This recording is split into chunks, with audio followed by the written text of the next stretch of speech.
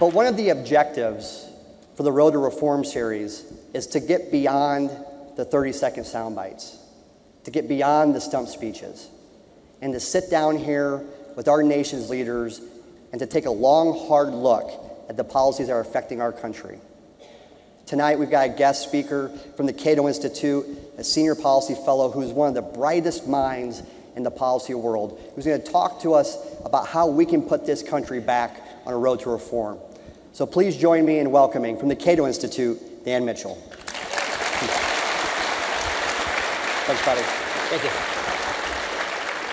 Well, thank you very much. It's great to get an invitation from Americans for Prosperity to participate in this event, because it gives me a chance to be outside the Beltway. And I thought, I'm going from Washington to what's called Sin City. And we're going to hear later tonight from a Texas senator, but that Sin City phrase reminded me of something another Texas senator, Phil Gramm, once said. He said, trying to control government and to fight for liberty in Washington is like, trying to do the Lord's work in the devil's city. So I'm actually coming from Sin City to Las Vegas and hopefully cleansing my body of that Washington corruption. That's the good news. The bad news is I was instructed, talk about how you fix the budget mess in Washington. And I was told, you have 5 minutes to do that.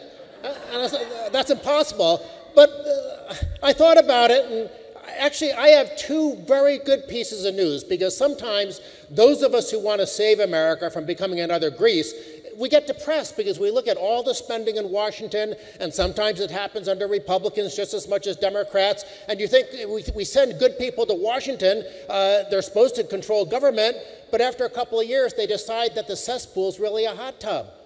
So what do? Well, here's one bit of good news you probably don't realize. From 2009 until 2014, we actually had a 5-year spending freeze in Washington. And during that 5-year spending freeze, the deficit fell from $1.3 trillion to about $500 billion. Why? Because we controlled spending.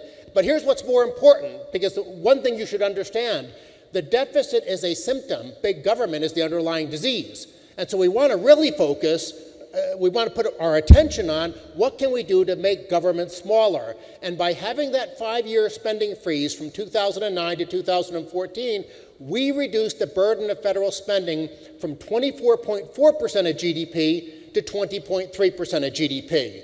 That means that more resources were left in the productive sector of the economy. Now, here's the lesson. You probably read stories over the last several years about debt limit fights and government shutdown fights and sequester fights, and you had some of the establishment types saying, oh, don't do that, that's not fun, that's not popular, you're just making yourself look to be mean. Well, all those fights paid off. If you fight hard, if you try to draw lines in the sand, if you try to say no to the special interests, and you're willing to actually spend some political capital, you can make real progress. And we made real progress from 2009 to 2014, and our next speaker is one of the reasons why we made that progress. But having said that, the federal government is still too big. And we still have a lot of reform we need to undertake, especially given the demographic changes in our country and the possibility of becoming a European-type welfare state. So I want to sort of give my second half of my comments on what we can do in the future. If you go to the Congressional Budget Office website, cbo.gov, you can do this yourself, you don't have to believe me with these numbers. You go to the CBO website, and you will see that in this fiscal year, the federal government's collecting $3.2 trillion and spending about $3.7 trillion. And that, of course, gives us that $500 billion or so deficit. And you think, wow, that's a huge problem. How can we balance the budget? How can we shrink government? But if you look at those 10-year forecasts from CBO, you will see that that revenue number, even without 1 penny of additional tax increases, is going to grow from $3.2 trillion to $5 trillion over the next 10 years.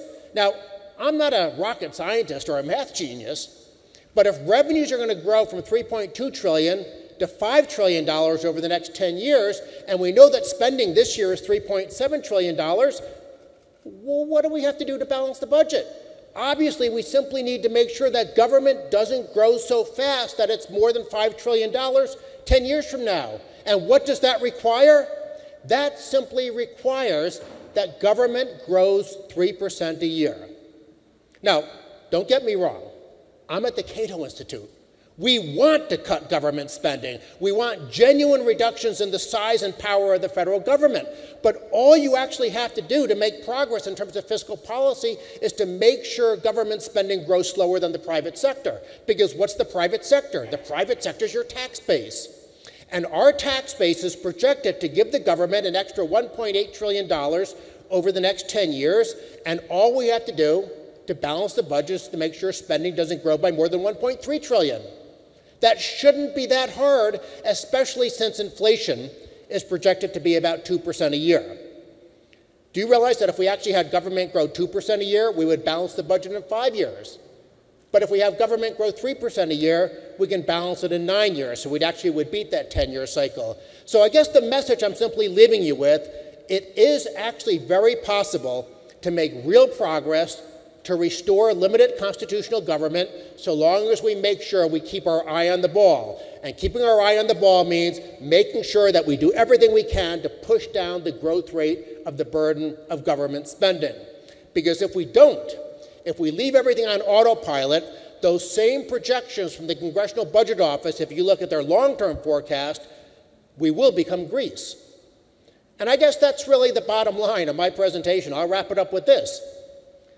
We're supposed to be here for the road to reform.